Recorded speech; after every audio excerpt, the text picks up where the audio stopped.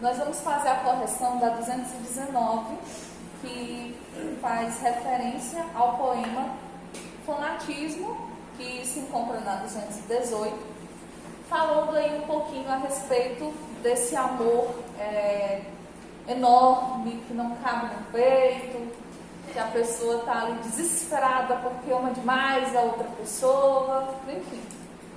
Então vamos lá. Primeira questão. Na primeira estrofe do poema, quem é o tu a que se refere o eu lírico? Quem respondeu? Gostaria de responder. Lá no terceiro verso, não és sequer razão do meu viver, pois que tu és já toda a minha vida. Quem é esse tu? A pessoa amada. Aqui, o eu lírico está falando diretamente com o ser que ele ama, fazendo referência para essa pessoa. Lembrando, poetas e poetisas não podem se confundir com o eu lírico do poema, viu? O eu lírico é a voz que fala dentro do poema. Essa voz pode ser masculina ou feminina. E o poeta que está escrevendo pode colocar o eu lírico tanto masculino quanto feminino. A poetisa do mesmo jeito, tá? Então não confundam o poeta e a poetisa, que são aqueles que criam o poema, com o eu lírico, que é a voz que fala dentro do poema. Bom, são duas coisas diferentes. Segunda questão. No poema, esse tu é mostrado de modo bastante idealizado. Ou seja, a pessoa que está amando aqui demais, que é o eu lírico, tem uma visão muito distorcida da pessoa que ele ama. Coloca ela num pedestal, como se fosse um ser acima de qualquer suspeita, sem nenhum defeito. Isso que é idealizar alguma coisa. Pensar, imaginar em algo que é perfeito, não tem defeitos, que não erra, certo? Então, como que o eu lírico vê o tu? Como que o eu lírico está vendo a pessoa que ele ama aí? Lá no último verso do poema, o que é que ele diz? Que tu és como Deus, princípio e fim. Então, ele está vendo a pessoa como um Deus. Exatamente isso. Então a resposta da segunda, a pessoa amada é vista como um Deus, como um ser sem defeitos, acima do bem e do mal, sem cometer erros, na verdade. Essa é a explicação. Estava procurando outras palavras, mas é isso mesmo, que não erra. Terceira, em qual verso o eu lírico deixa clara essa maneira de ver o tu? Acabei de dizer, no último verso. Lá quando ele diz que tu és como Deus, princípio e fim, lá ele está mostrando a imagem que ele tem da pessoa amada. A resposta da terceira, no último verso.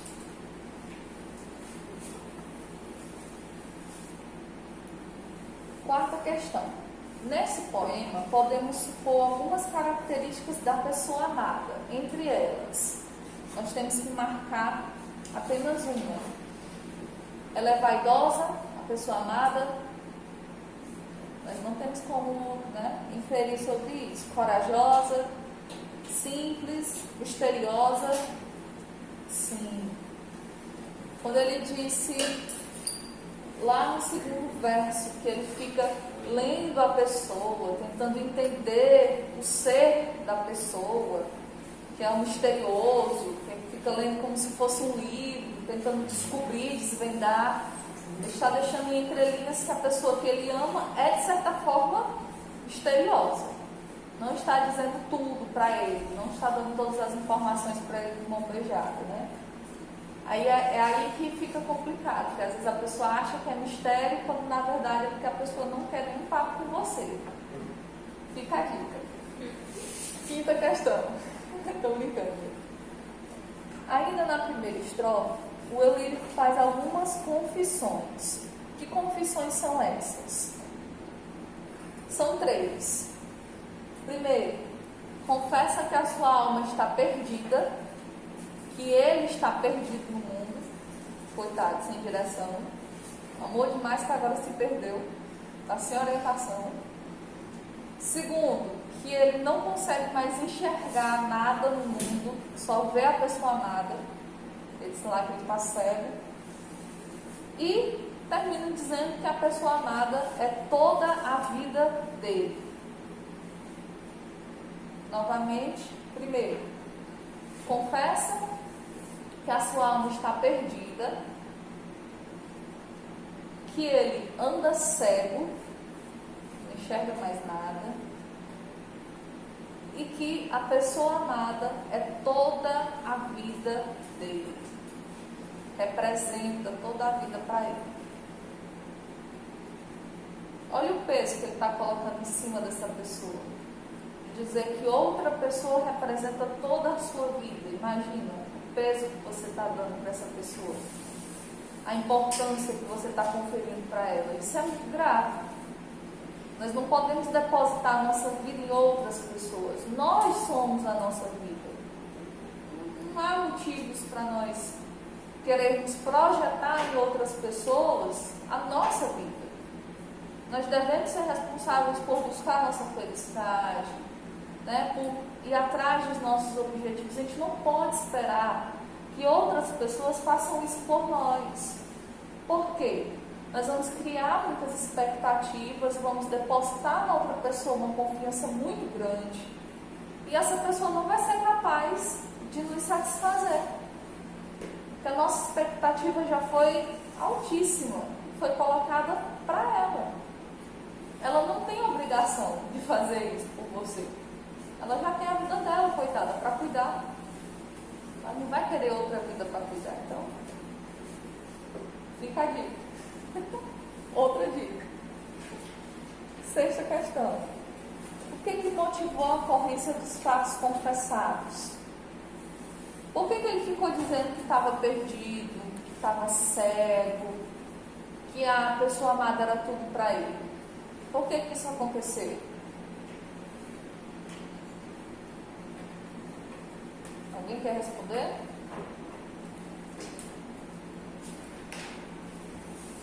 Gente, aí a questão é a seguinte: o eu lírico começou a sonhar tanto com a pessoa amada, a desejar tanto essa pessoa, que ele passou a se, como eu disse para vocês antes, passou a se anular, mas ele também passou a sentir os efeitos colaterais, entendeu? Desse fanatismo.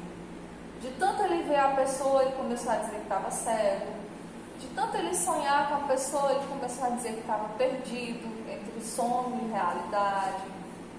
Então a resposta da 6ª é porque ele sonha com a pessoa amada e acaba vendo ela muitas e muitas vezes. Então o fato de sonhar demais com ela, de ver constantemente ela, faz com que ele chegue nessa posição de confundir realidade com fantasia, ver a pessoa em todos os lugares, etc.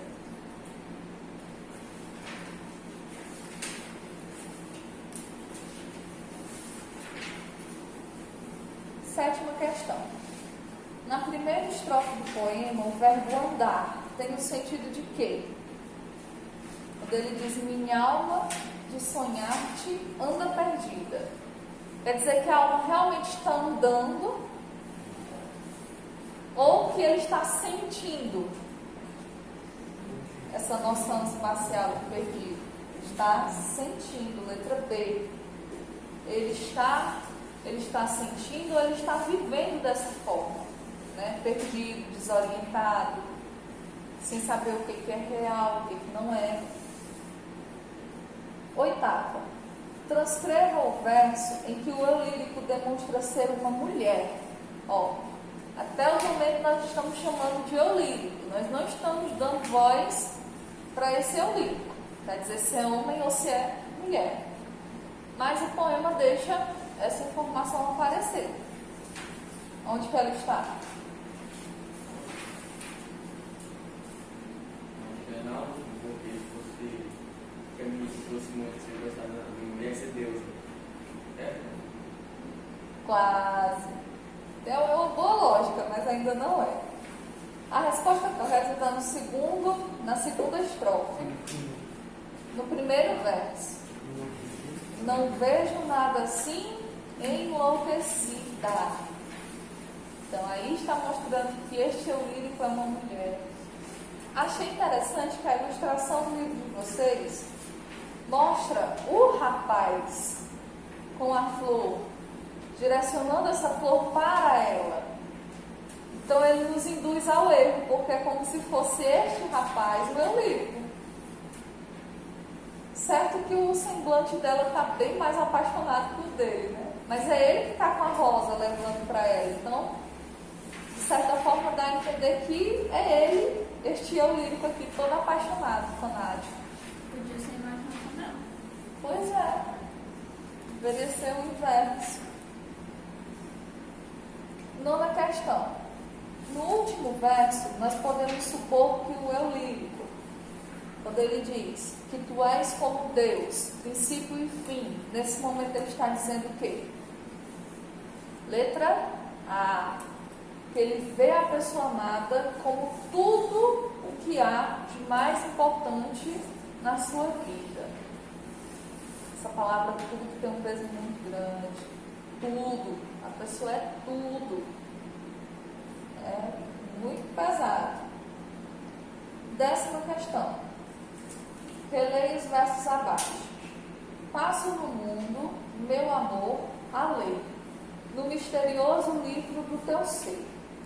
Nós temos aí o termo meu amor, que está isolado entre as vírgulas. Acabamos de estudar 2 termos acessórios que são indicados por vírgula, o aposto e o vocativo. Então, aqui na 10ª, as vírgulas foram empregadas para qual função? Isolar o aposto, separar o aposto ou isolar o vocativo? Vocativo. Meu amor. Eu estou usando esse termo para especificar o interlocutor. Não é todo mundo que é meu amor. Pelo menos, né? A teoria é assim. Não é para ser todo mundo, né? Uma pessoa tem que ser o objeto do amor de outra. Então, quando você diz meu amor, é para estar direcionado para uma pessoa, teoricamente. 11ª. Palavras do mesmo campo semântico podem ser usadas para criar uma imagem poética, fazendo com que o leitor pense no que está sendo descrito de um modo que não tinha pensado antes. Eu expliquei para vocês um pouquinho sobre a imagem poética. Quando ele diz que ele está cego, ele não quer dizer que está cego, literalmente falando. Não é que ele não enxerga nada. Quando ele diz que ele está cego, é porque ele está vendo a pessoa amada em todo canto. Então é como se ele não tivesse mais a capacidade de enxergar as coisas. Porque para onde ele olha, ele só vê a pessoa amada. Mas não significa que ele parou de enxergar. Ele está enxergando, está vendo. Então aqui, nós temos letra A, B, C e D.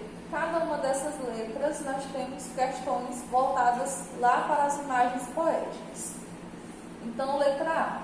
Nos versos da questão anterior, como que o eu lírico vê a pessoa amada? Qual que é a questão anterior, minha gente? A 10ª, né? Lá na 10ª. Passo no mundo, meu amor, a ler, no misterioso livro do teu ser. Então, ele está vendo a pessoa como se fosse o quê? Um livro, né? Se ele está lendo, se ele passa no mundo para ler, né, as entrelinhas relacionadas a essa pessoa, então ele está vendo essa pessoa como se fosse um livro. Letra B. O que há em comum entre as palavras utilizadas para criar essa imagem poética? Depois, elas pertencem a que campo semântico? Primeiro, foram usadas 2 palavras para dar essa ideia aqui de livro, né? Primeiro, ler, passo no mundo, meu amor, a ler. E depois o livro. Então, as duas palavras da letra B, ler e livro. Essas duas palavras têm semelhança? Com certeza. Então, elas estão dentro do mesmo campo semântico. Eu poderia juntá-las no grupo da leitura, por exemplo. Ler e livro. Se vocês tiverem outras palavras que têm o mesmo sentido, vocês podem dizer e podem colocar também. Repetindo, na letra B, as duas palavras, ler e livro. E elas fazem parte do mesmo campo semântico que é a leitura. Mas se vocês tiverem outra palavra que seja sinônimo, podem colocar. Letra C. Explica o que você entendeu da imagem resultante. Qual é a imagem resultante? Ele está dizendo que lê o livro misterioso do ser da pessoa amada. É muito confuso, né? Ele lê o livro misterioso da pessoa amada. Então, quando eu digo isso, que eu estou lendo você, o que você entende que eu estou falando? Quando eu paro para dizer, fulano, eu estou te lendo. Está me analisando. Isso, eu estou analisando você. Estou descobrindo coisas a seu respeito. Estou desvendando seus mistérios. É isso que ele quis dizer. Então, a resposta é a letra C. A ideia é ler a alma do outro, descobrindo seus mistérios, descobrindo coisas ao seu respeito. A ideia é ler a alma do outro, mas coloca esse ler entre aspas. Ninguém está lendo o livro, não, né? Entendendo as entrelinhas. A ideia é ler a alma do outro, descobrindo coisas sobre a pessoa, entendendo seus mistérios.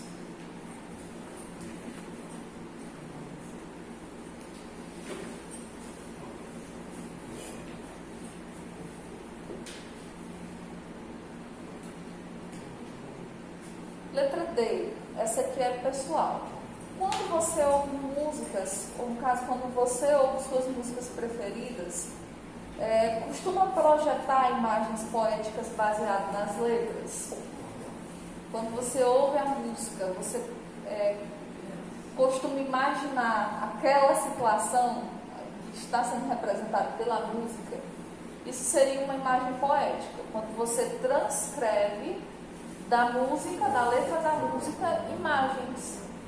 Você começa a pensar, sabe? Como que é, por exemplo, nesse poema aqui. Assim, minha alma de sonhar te anda perdida. Eu imagino uma pessoa toda vestida de branco, assim, flutuando. Para mim, a ideia de alma é isso, né? Pessoa vestida de branco, flutuando. E a bichinha andando assim, ó, no meio da rua, na avenida, sem direção. É isso que eu penso. Se for para analisar só a letra da música, eu não crio imagem poética. Mas se eu tiver olhando para a letra, ouvindo a música, aí é besteira. Eu vou começar a pensar exatamente o que está aqui no pé da letra. Eu penso no que está acontecendo do mesmo jeito. Meus olhos andam cegos. Aí já imagino essa alma perdida e agora cega. E assim vai. Assim termina a música. Letra E. Você conhece videoclipes que produzem narrativas diferentes da sua interpretação inicial das músicas? Troque experiências com seus amigos de classe sobre o assunto e reflita a respeito da linguagem poética usada nesses casos. Você pega a letra de uma música e lá na letra está falando um pouquinho a respeito da vida da pessoa, por exemplo. E aí quando você vai assistir o clipe é imagens da natureza recortadas de forma aleatória. Tem relação uma coisa com a outra? Não. A imagem poética do clipe é totalmente diferente do que você imaginou que seria. Já aconteceu com vocês? De ouvirem primeiro uma música, depois verem o videoclipe e perceber que uma coisa era bem diferente da outra, do que você tinha pensado, imaginado sobre a música. Isso é muito comum, porque o artista que produz o videoclipe, ele está imprimindo ali a imagem poética dele. E essa imagem dele pode ser totalmente diferente da sua. ele pode estar expressando uma informação totalmente diferente do que você imaginou. Então é possível. Vocês conhecem uma banda, agora não sei se eles são rock, acho que é rock, Paramore? Não, né? Definitivamente vocês não iam conhecer, realmente.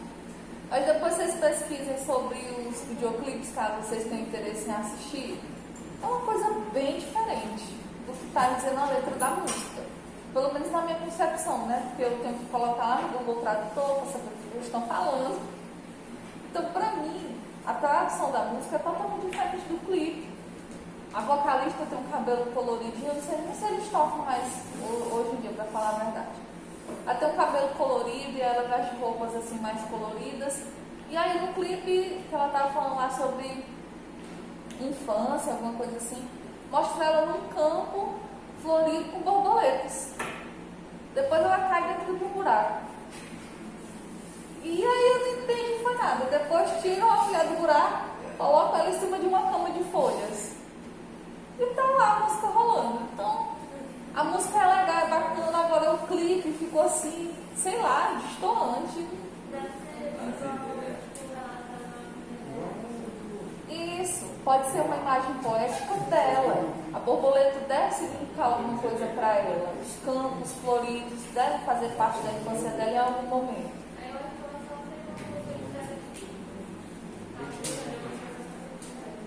Isso, mas para quem está assistindo de fora, que não conhece a imagem poética, não vai entender a mensagem que ela quer transmitir, né? 12ª, gente. Aqui fala um pouquinho a respeito da comparação, que é uma figura de linguagem que os poetas costumam utilizar.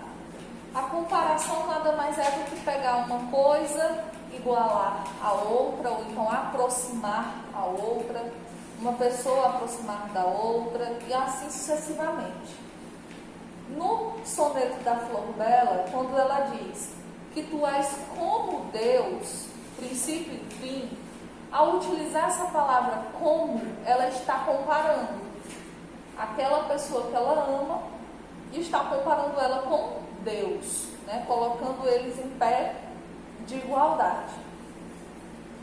Na comparação, há sempre uma palavra que relaciona os elementos comparados. E nesse verso de fonatismo, a Flor Bela utilizou a palavra como. Essa palavra é a mais comum, porém existem outras, como tão quanto, o assim como, tão como, além dos verbos parecer, sugerir e assemelhar.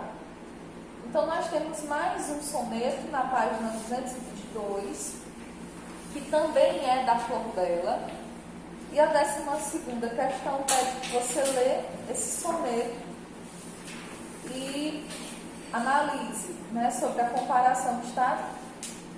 Então o título dele é Desejos Vãos. Uma coisa vã, gente, sabe o que significa? O que é uma coisa vã? Quando eu digo desejos vãos, eu estou dizendo que esses desejos são o quê?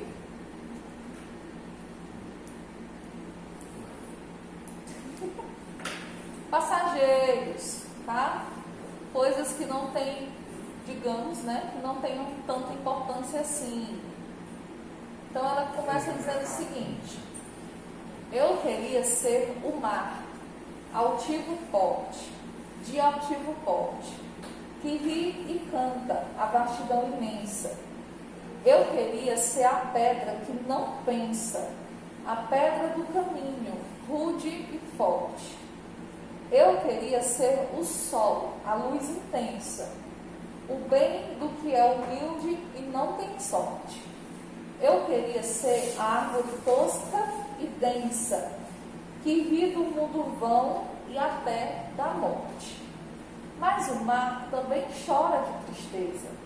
As árvores também, como quem reza, abrem aos céus os braços como um crente. E o sol, altivo e forte, ao fim de um dia, tem lágrimas de sangue na agonia. E as pedras, essas, pisa-as toda a gente. Então ela começa o poema dizendo que ela queria ser outras coisas. Ela queria ser o mar, depois ela queria ser o sol, depois ela queria ser a pedra, queria ser a árvore. Só que no final das contas ela percebeu que mesmo sendo outras coisas, mesmo sendo o mar, mesmo sendo a pedra, mesmo sendo a árvore, ela seria em algum momento um ser inútil. O mar, ela citou lá na terceira estrofe, que o mar também chora. Então, para ela já não seria interessante ser o mar, porque ela iria chorar da mesma forma. Que as árvores também pedem proteção para um ser superior. Então, para ela não seria interessante ser árvore, porque ela teria que se remeter a um ser superior. Que o sol, mesmo sendo forte, mesmo sendo brilhante, ele sempre se põe ao final do dia. Então, para ela não ia ser interessante ser o sol, porque ele sempre tem que se deitar, sempre tem que se curvar para que a lua, né, apareça. E as pedras também não seriam interessantes para ela, porque são insignificantes. Todo mundo, uma hora ou outra, vai acabar pisando nelas. Então, mesmo que ela quisesse ser tudo isso, o mar, o sol, as árvores, as pedras, no final das contas ela percebia que, mesmo sendo outra coisa, ela ainda ia ser subjugada, ainda ia ser inferiorizada. Então, letra A. Desejos vãos são desejos inúteis, coisas sem valor, sem serventia. Para você, por que a poetisa identificou os seus desejos dessa forma? Por que ela disse que os desejos que ela tinha eram inúteis? Acabei de explicar. Porque mesmo sendo todas essas coisas, no final ela ainda ia ser subjugada, ainda ia ser inferiorizada. Só que aqui é a resposta pessoal. Se vocês tiverem outra percepção, vocês podem colocar. Repetindo, os desejos dela são vãos porque, mesmo que se ela conseguisse ser outra coisa no decorrer da vida, no final das contas, ela terminaria sendo subjugada, humilhada, diminuída, mesmo que ela tivesse outras qualidades.